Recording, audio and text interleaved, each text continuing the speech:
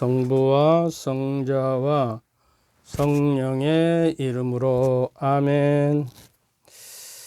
오늘은 그 성무일도 성탄식이 찬미가 아침 찬미가를 기도할까 합니다.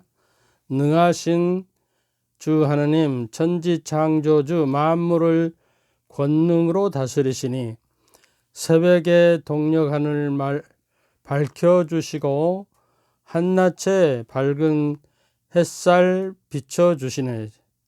비오니 분쟁 열기시켜 주시고 해로운 우리 사욕 없애주소서. 육신을 건강하게 지켜주시고 마음에 참된 평화 내려주소서.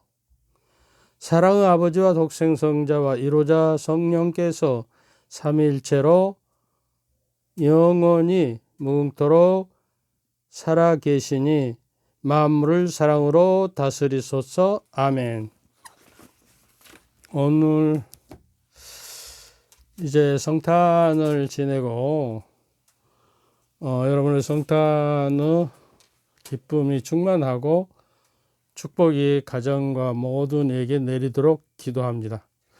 특히 저는요, 그 영성세물을 시청하는 영성세물 가족 여러분에게 매일 미사 중에 여러분을 기억하고 성령이 도우심으로 여러분의 마음속에 뜨거운 감동을 주시도록 기도합니다. 그리고 새해에도 가족 모두에게 영육간의 건강을 주시도록 앞으로도 계속 기도할 것입니다. 아멘.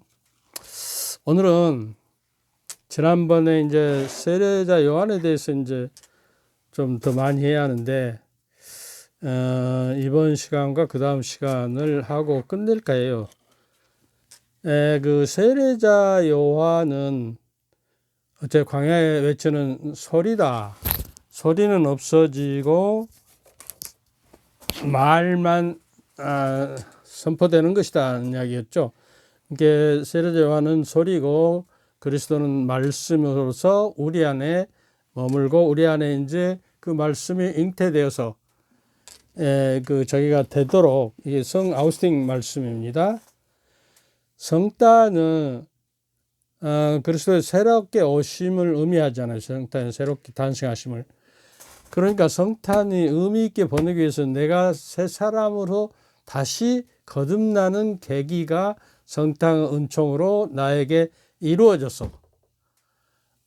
적어도 세상을 바라보는 관점과 그 하나님의 말씀을 살아가는 한 해가 되도록 우리가 다짐을 해야 하는 것이죠. 성탄은 성모님이 주님의 종이오니 그 말씀대로 제게 이루어지소서 하는 성모님의 말로서 하늘의 말씀인 그리스도를 잉태하는 것이요. 그냥 흘려보내는 것이 아니라 그 성모님의 응답이야말로 순교자적인 응답이에요. 그때 당시 처녀가 어린 아기를 베면 돌로 쳐 죽임을 당했거든요. 그것도 아마 분명히 아시고도 절대적인 순명을 하신 것이다. 그래서 주님의 종이 그대로 제 말씀대로 제게 이루어 이 말씀이 천국을 여는 열쇠가 된 거예요. 그래서 성모니야말로 하늘의 문이라고 우리가 기도하는 것입니다. 그러니까 성모님은 당신의 그 절대적인 순종의 말씀으로 참 하느님의 영원한 생명의 말씀인 예수 그리스도를 잉태하는 놀라운 사건이 이루어진 거예요. 천지가 개벽되게 되고 나고 또 후세까지 이렇게 놀라운 사건은 없을 거예요. 역사상에. 하느님이 인간이 돼서 육화되셨다는 사실, 이것이야말로 절대적인 기쁨의 소식이에요. 그래서 이것이야말로 세상 배포 이래 세상 끝날까지 가장 큰 사건이고 가장 큰 기적이에요. 인류 역사상. 그래서 우리는 그 사회에서도 역사를 몇 년도 2020년 뭐 이렇게 할 때, 22년 할 때, 이거는 이제 비포 크라이스트라고요. BC라고 그러잖아요. 기원 후 그러죠. 이게 그리스도께서 비포 크라이스트 이거예요. 비포 크라이스트. 그리스도께서 태어나신 그 출발점으로 해서 그 연도를 날짜를 세는 것이에요. 그래서 그리스도야말로 구약과 신약을, 그리고 AD는구나, 안테 도미노.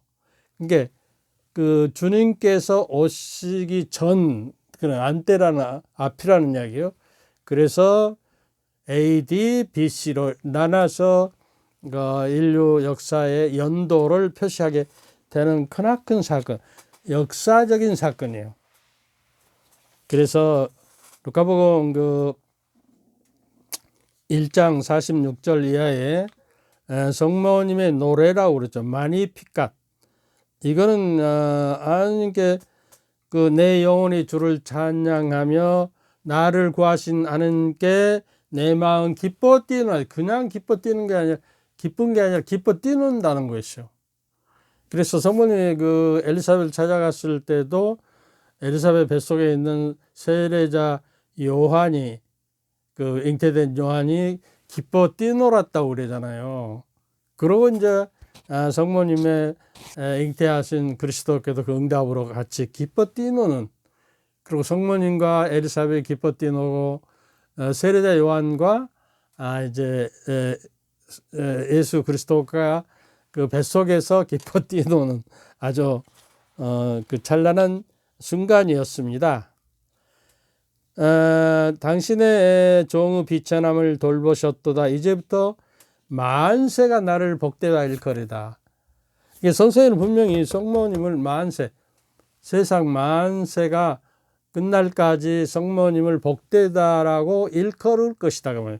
그 성모님을 상경 최고의 공경을 드려서 성모님을 복되다라고 노래할 것이다 그 말이에요.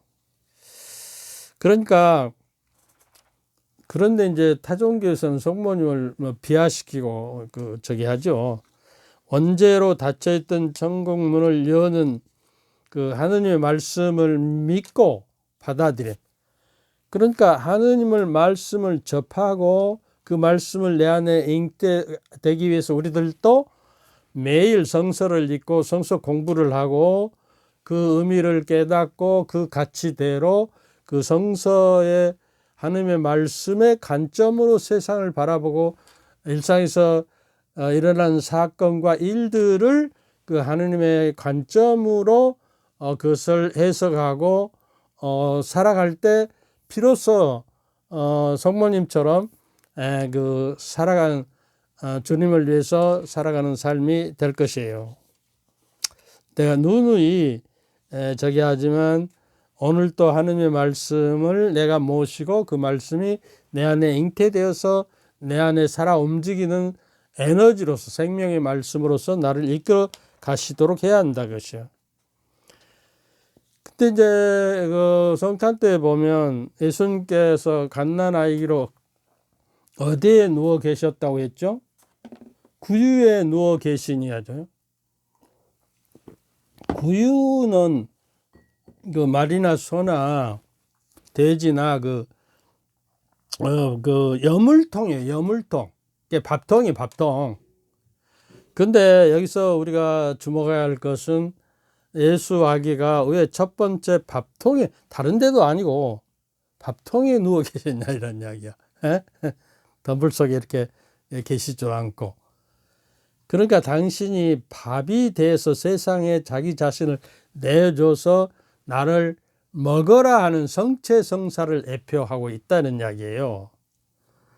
그래서 우리가 밥이라는 것은 생명을 살리는 것이기 때문에 우리도 내가 밥을 먹었으면 또 내가 밥이 되어서 세상 안에 나를 내어주는 그 성체를 축성할 때 이는 내 몸이니 받아 먹어라.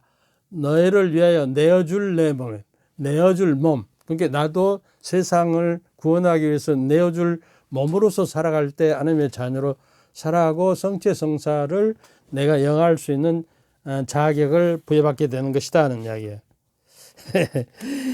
야, 이런 것들을 우리가 알고 살아야겠어.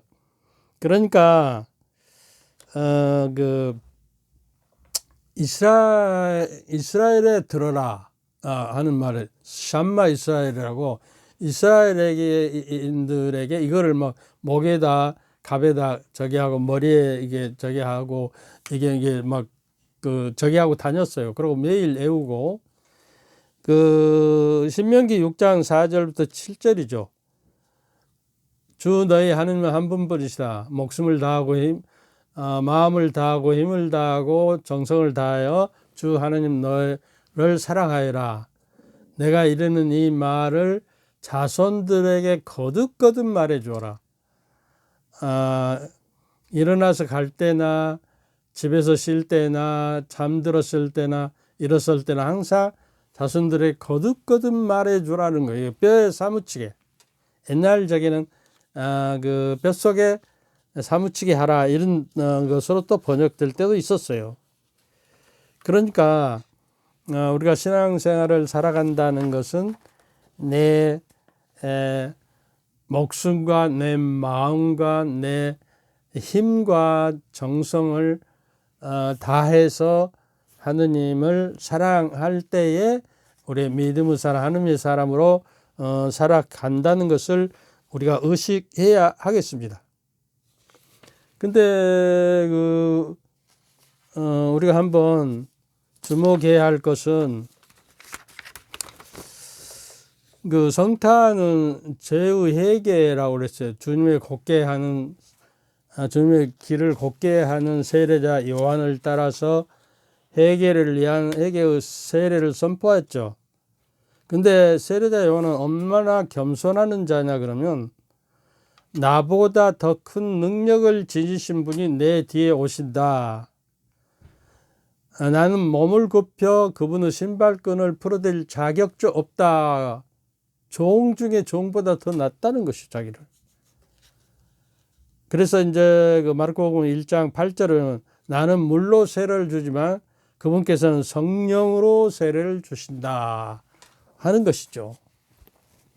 그리고 이제 예수님께서는 드디어 첫 세상에 나와서 첫 선포를 하십니다. 때가 차서 하나님의 나라가 가까이 왔다. 회개하고 복음을 믿어라. 이게 우리 신앙의 기본이 되어야 해요. 근데 회개함으로써 죄를 용서받고 복음을 믿어라. 근데 우리 천주교회에서는 전례와 성사 중심으로 돌아가고 신자들이 하나님의 말씀, 복음을 믿으라고 했는데 그 복음을 매일 읽고 그 복음의 말씀, 하나님의 말씀이 내 안에 살아 움직이도록 하는 데에 등한시한다. 그래서 냉담자가 많아지고 참된 신앙인이 없다고요. 예수님께 선포, 내 복음을 믿으라 했는데 알아야 믿고 그걸 묵상하고 읽어야 믿죠. 이게 참 애통스러워요. 그래서 하나님의 말씀을 회개하고 말씀을 믿고 그 복음을 내 안에 생명의 말씀이 잉태되도록 해서 내 삶이 엮어져 나가지 않는 한 우리 가톨릭 신자들은 냉담자가 엄청 많아질 것이고 진실한 참된 신앙인은 별로 없어질 것이다 하는 우려를 금치 못합니다. 저는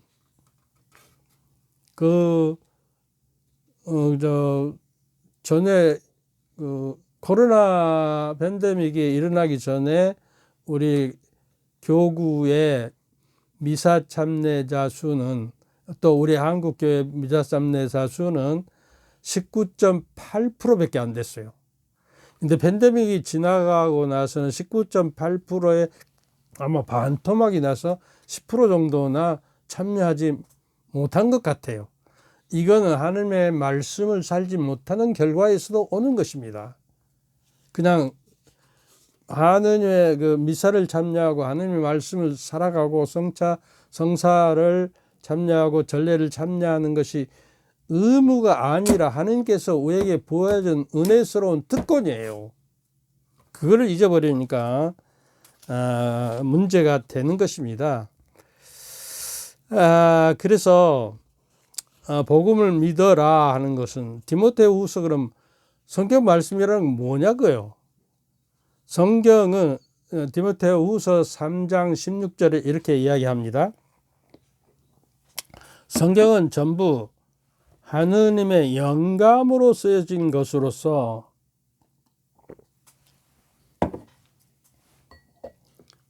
여기 잘 들었어요? 하느님의 영감으로 쓰여졌고, 첫째, 가르치고 꾸짖고 또 바로잡고 의롭게 살도록 교육하는데 유익합니다. 그러니까 우리가 하나님께 나아가기 위해서 내가 하나님의 가르침을 받기 위해서는 하나님의 영감으로 쓰여진 하나님의 말씀을 내가 읽고 묵상하고 그 삶을 살아내야 하고, 또 성서 하나님의 말씀을 통해서 내가 꾸짐을 당하고 올바른 길을 찾아 나가야 해요. 그리고 바로잡고 내 삶을, 그리고 의롭게 살아가도록 유익한다. 이게 의롭게 사는 것도 하나님의 그 속성 중에 가장 큰 특성이에요. 의로움이라는 거. 그러니까 의롭고 내가 내 삶을 바로잡고 나를 꾸짖어서 나를 올바른 길로 가도록 하고 나를 가르치는 것, 하느님의 감도로 성령의 영감으로 쓰여진 하느님의 말씀으로 이루어지기 때문에 이 말씀이 내 안에 살아 움직이지 않으면 내 삶은 헛탕치는 것이에요. 신앙생활이. 그래서 이제 17절에 보면 그리하여 하느님의 사람이 온갖 선행을, 아이고 이건 알루 눌렀네. 몇 시대인지 모르겠어. 하느님의 사람이 되려면은 말이죠, 온갖 선행을 할 능력을 갖춘 유능한 사람이 되기 위해서, 여기 하느님 말씀이 하느님의 사람이 되고 선행을 할 수 있는 능력을 갖추게 된 유능한 사람이 되어야 한다. 그래서 이렇게 하느님의 사람으로서 성령의 감도로 유능한 사람이 되고 하느님의 사람이 돼서 온갖 선행을 갖출 능력을 갖춘 사람들이 교회를 다스리시고 운영하는 데 참여돼야 하거든. 그러니까 교회의 지도자들이나 또 임원들이나 뭐 반상의 도역자나 모든 사람이 하나님의 말씀으로 하나님의 사람이 돼서 온갖 선행을 갖출 능력을 갖춘 유능한 사람이 되기 위해서는 성경을 매일 읽고 하나님의 말씀을, 그 말씀에 내가 가르침을 받고 내 삶을 바로잡고 의롭게 되어서 할 때 자격을 갖추게 된다. 그래서 저는 제 생각에는 사도의 임원이 되려면은 적어도 성경 공부를 이수하는 사람들의 자격증을 갖춘 사람이 해야 한다고 강력히 선포합니다. 그런데 그러지 못하니까요, 하나님의 능력이 없어서 사무국회가 제대로 안 되라고, 교회가 제대로 안 돼. 내가 심지어 신부님들도 하나님의 말씀에 절여 넣어서 새롭게 하나님의 말씀으로 태어나야 해요. 우리 하나님의 말씀이 내 안에 머물러 있어야 하나님의 자녀가 되고 진리를 알게 될 것이고 자유함을 받게 될 것이다. 요한복음 8장 31절에 말씀하잖아요. 참 내가 이제 늙어가면서 죽을 날이 얼마 안 남았는데 이런 것이 애통합니다. 그래서 세례자 요한이, 이제 오늘 좀 말씀드리고자 하는 건, 세례자 요한이 이제 감옥에 갇혀 있을 때 흔들렸어요. 마음이. 그래서 제자들을 보내서 예수님께 장차 오시기로 될 분이 당신입니까? 그러고 묻게 오라. 우리가 구약에서 바라던 메시아입니까? 구세주입니까? 하고 묻고 오라는 거예요. 그러니까 감옥에 있을 때 마음이 좀 흔들린 것이요. 그러나 어떤 학자들은 제자들을 보내서 제자들이 확인하고 예수님께 돌아가도록 보냈다고 하는 그 학자들도 있어요. 그러나 어떻든 제자들은 감옥에 있을 때 흔들렸어요. 제자들을 보내셔 오시기로 되신 당신 분이십니까? 묻고 오라고 그랬어요. 그러니까 예수님이 뭐라고 됐어요? 절름발이가 깡충 찌고 눈먼 자가 보고 또 기목은 듣고 또 나아간 자가 살고 죽은 이들이 살아나고 이제 가난한 이들이 복음을 받게 된다라고 가서 전해라. 그 말은 뭐예요? 성서에 예언되어 있죠. 메시아가 오시면 기먹은 자, 눈먼 자, 안진뱅이, 가난한 자, 또 죽은 자들 일으키시고 가난한 자에게 복음이 있으리라고. 그거를 확인하고 그렇게 가서 전해라. 그러니까 그 예수님께서 하신 말씀이 교회의 모습이 되어야 해요. 그 가난하고 비천하고 보잘것없는 사람이 주축이 되고 중심이 되어서 그분들을 배려하고 살아가는 교회의 모습을 예수님께서 보여주는 거예요. 이게 그냥 메시아가 하는 활동이고 교회가 이어받아서 선포할 일들이다 하는 이야기예요. 그래서 이제 오늘 또 여러분들 시를 좋아하는지 어쩐지 몰라도 시에 맞들여야 기도에 맞들이고 시편 하느님의 영감으로 쓰여진 시편에 맞들여서 기도를 참으로 알게 되고 참다운 기도를 해서 하느님과 친교를 맺어서 일치하게 된다는 거예요. 그래서 내가 끝까지 끝장을 볼 때까지 기도에 대해서 말씀드리기 위해서 여러분이 살살 시에 대해서 맞들여 가지고 이제 시편을 읽으시도록 내가 인도하는 차원에서 저게요. 근데 오늘 소개할 시는 그 세례자 요한도 흔들리고 하느님도 흔들리고 예수님도 흔들리고 다 흔들렸어요. 성서에 보면. 그래서 그 누구죠? 흔들리면서 피는 꽃 돼갖고 도종한 시인의 시를 읽겠습니다. 흔들리며 피는 꽃, 흔들리며 피는 꽃. 이제 인터넷 들어가서 치면 나옵니다. 흔들리지 않고 피는 꽃이 어디 있으랴? 이 세상 그 어떤 아름다운 꽃들도 다 흔들리면서 피어났나니 흔들리면서 줄기를 곧게 세웠나니 흔들리지 않고 가는 사람이 어디 있으랴? 젖지 않고 피는 꽃이 어디 있으랴? 이 세상 그 어떤 빛나는 꽃들도 다 젖으며 피었나니 바람과 비에 젖으며 꽃잎이 따뜻하게 피었나니 젖지 않고 사는 삶이 어디 있으랴. 하하, 멋있는 시죠. 그래서 이 시에 대해서 한번 그 해설을 좀 해보면서 여러분과 함께 하겠습니다.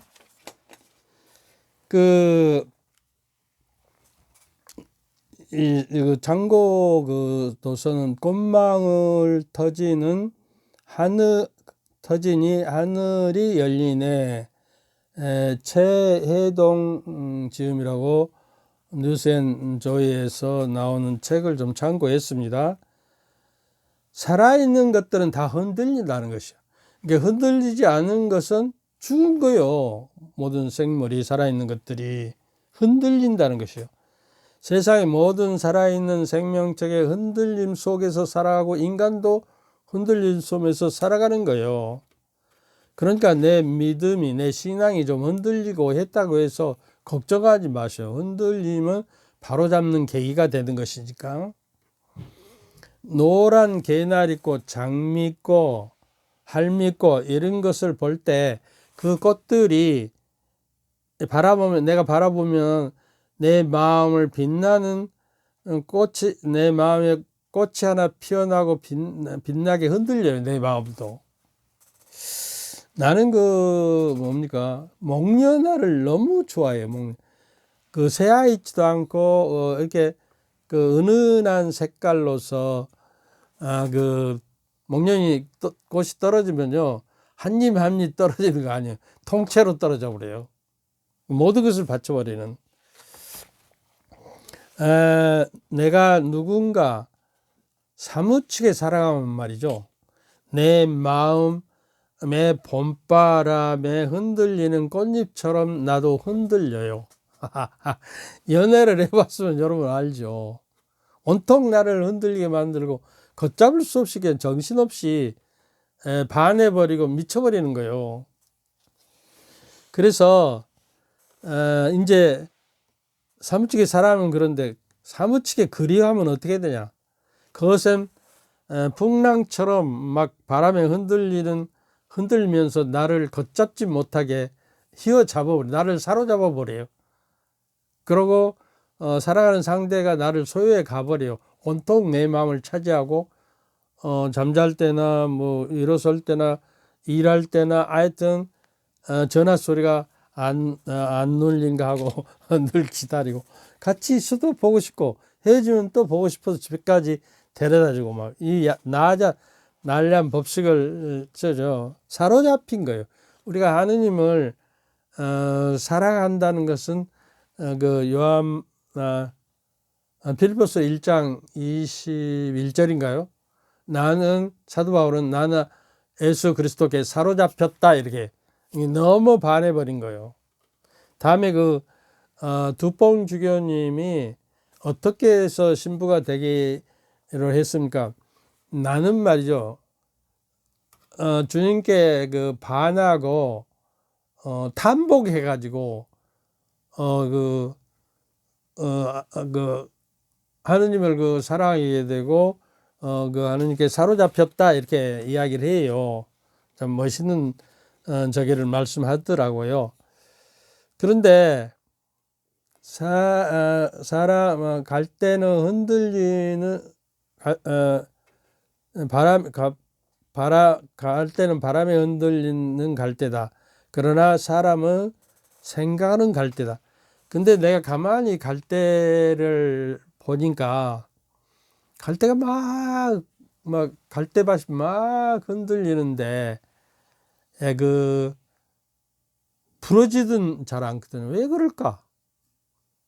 곰곰이 생각해도 강풍이 부러지기도 해야 하는데 유연성을 가지고 있을 뿐만 아니라 그 유연성을 버티게 해주는 것이 뿌리들이 다른 갈대가 혼자 서서 있는 법은 없잖아요. 서로 연합해서 갈대가 뿌리와 뿌리끼리 연합하고 대지를 정말 붙들어 잡고 바위 같은 찾아서 거기에다 꽁꽁 뿌리를 버티고 있기 때문에 갈대가 부러지지 않는다. 어떤 시에는 왜 갈대라고 하냐? 갈대까지 갔기 때문에 갈대라는 시인도 있어요. 저도 이제 갈대까지 간 것 같습니다. 그러니까 꽃은 흔들리지 않고 피는 꽃이 없다고 시인은 말하고, 사람들은 흔들리면서 쇠파에 흔들리면서 비바람에 맞으면서 세상 한가운데를 걸어가는 인생 여정이거든요. 삶 자체가 이제 비바람에 맞으며 흔들리면서 일생을 살아가는 여정입니다. 이게 하느님도 흔들렸다고 하는데 어떻게 하느님이 흔들리냐, 여러분이 걱정하셨을 때인데 하느님도 살아계신 분이시기 때문에 아마 흔들릴지 모르겠어요. 세상을 창조하시고 보시기에 참 좋았다라고 연탄하시며 감탄하셔요. 그런데 이제 사람을 이제 흙으로 손수 빚어서 코에다 숨을 루학이라는 그 숨을 불어넣어서 그 숨결을 불어넣고 당신의 어를 불어넣고 꼼지락꼼지락 살아나서 사람이 됐거든요. 근데 요놈의 사람이 문제인 거예요. 문제를 일으킨 것이요. 왜냐 그러면 당신의 모습대로 만들어 놓은 것이 착각이었어. 그러나 하느님은 너무 사랑이기 때문에 인간을 그 로봇처럼 기계처럼 그 지시대로 입력하는 대로 움직이는 그런 것이 아니라 당신의 모습인 당신의 그 본질인 자유의지를 인간에게 주어버리고 말았어요. 이것이 이제 문제가 된 것이죠. 그 아담과 하와가 이제 그 하느님의 계명을 말씀을 엄하는 것을 자유의지로 그냥 자기가 따먹어버려. 로봇으로 만들었으면요, 또 인공지능으로 만들었으면 입력한 대로 그냥 그대로 따먹지 말았을 것이요. 그러나 인간에게 자유의지를 주어버려서 드디어 그것이 나를 영리하게 하느님과 같아지게 만들 그 교만을 품고 이제 이 여자가 문제예요. 하하가 따서 남자에게 주니까 남자가 얼버무려서 그걸 먹다가 어떤 농담으로 사람은 그 복숭아 씨가 이게 목에 걸려서 목젖이 생겼다고 농담으로 말하는 사람도 있어요. 그래서 하느님의 그 전후한 모습이 원죄로 말미암아서 이제 타락해 버리지 않아요. 하느님의 뜻대로 살도록 바라시고 세상 만사를 세고 인간을 만들었는데 하느님의 말씀을 거역하고 이제 그 사는 모습으로 변해 가니까 하느님도 후회하셨다라고 하느님의 후회하셨다라는 창세기 말씀에 나옵니다. 그래서 이제 마침내 어떻게 했어요?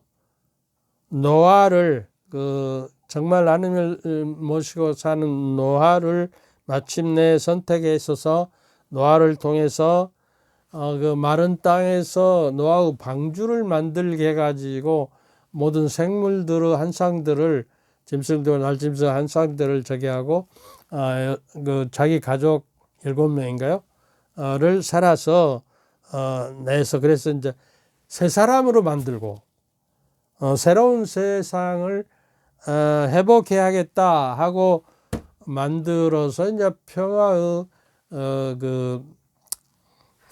비둘기가 이제 와서 평화의 세상을 만들겠다 이렇게 해왔잖아요. 그 오리브 나무 잎사귀를 몰고 와서 그래서 이제 홍수가 이제 밤낮 40일 동안을 내려 쏟아서 세상이 물바다가 돼서 이제 새롭게 새로운 땅과 새 사람과 새 세상을 만들기로 하셨는데 문제는 또 문제가 이렇게 어물덩어리인 사람들을 쓸어버리려고 해서 하는 뜻에 맞는 세상을 만들려고 했음에도 불구하고 인간은 바람에 흔들리는 갈대고 같이 비바람에 젖어서 용기를 잃어버린 인간들에게 하나님의 은총을 아끼지 않고 그래서 마침내 어쩝니까?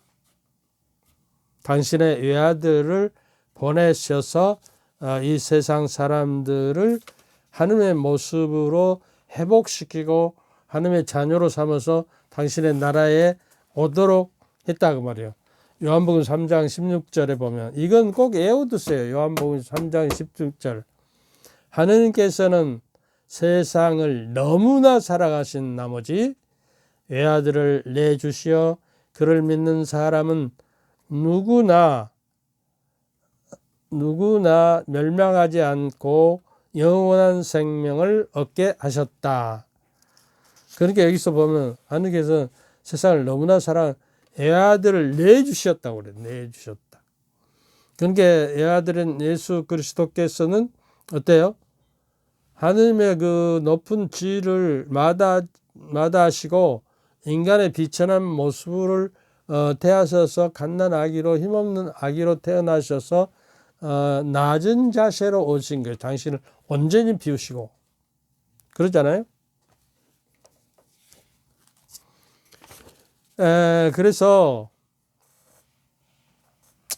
그래서 이제 그 당신이 그 흔들리셨다 그러잖아요. 그래서 이제 예수님께서 오셔갖고 어쩝니까? 예수님께서는 또 흔들리세요. 갈바리아 산에서 피땀을 쏟으시면서 이 선자를 나에게서 멀리 해주시고 멀리 해주시오 하고 이제 처음에 간청하죠. 첫 대목은 예수 인간의 모습이 인간의 기소예요. 그러나가 이제 메시아의 모습, 예수 그리스도의 모습이에요. 그러나 내 뜻대로 마시고 하나님의 뜻대로 하소서 하고 응답하심으로써 이제 하나님의 뜻이 채워져서 예수 그리스도로 새롭게 이제 단단한 그 용기를 가지고 한 걸음 한 걸음 뚜벅뚜벅 예루살렘을 향해서 죽음을 향해서 십자가를 향해서 걸어가시는 것이요. 그러면서 온갖 모욕과 침뱉음과 가시관을 쓰시고 모욕을 당하시고 당신을 이제 비우시고 세상을 사랑하셔서 당신 자신을 완전히 희생의 제물로 인간 인류의 죄값으로 내어주시면서 그 죄짐을 짊어지고 뚜벅뚜벅 십자가를 향해서 죽기 위해서 걸어가시는 거예요. 그렇게 돼서 마침내 어쩝니까? 흔들리면서 이렇게 가시는 그분의 넘어지고 쓰러지고 이러지고 가시는 그 길에서 십자가를 짊어지고 돌아가시면서 어쩝니까? 영원히 사라지지 않는 부활의 꽃을 피워내고 열매를 맺게 되는 것입니다. 그래서 예수님이야말로 비바람에 젖은 줄기를 곧게 다시 세워서 인간이 살아가도록 봄날 부활의 영원한 꽃잎이 피어냈던 것이에요. 그래서 십자가의 흔들림 없이는 부활의 꽃을 피워낼 수도 없는 것이다 하는 것을 우리에게 가르쳐요. 그러니까 너희가 나를 따르면 내 십자가를 지고 매일 나를 따르라 하는 이유가 여기에 있어요. 흔들리는 그 꽃이 열매를 맺고 비바람 맞으면서 비에 젖어서 저 줄기를 다시 일으켜 세우는 부활의 길로 가는 것이다. 그래서 예수님은 오늘 또 우리에게 말씀하고 계신 것입니다. 다시 한번 여러분이 그 흔들리며 피는 꽃을 한번 읽어 보시기 바랍니다.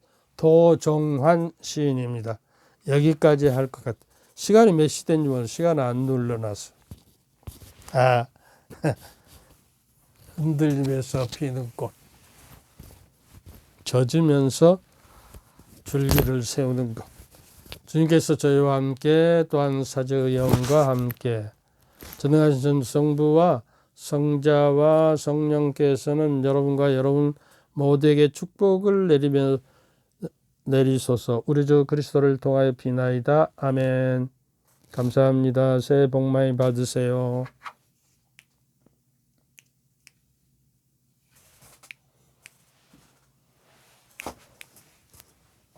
왜 안 돼?